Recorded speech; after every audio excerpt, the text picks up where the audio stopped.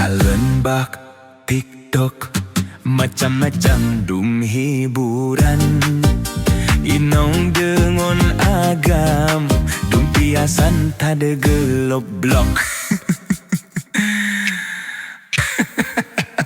Tau kihana pupu dan kihana jat masalah. Benar jaga tingkah adab dengan sopan santun. Tak kalen bak TikTok macam-macam dum hiburan. Inong dengan agam dum piasan tada gelop blok.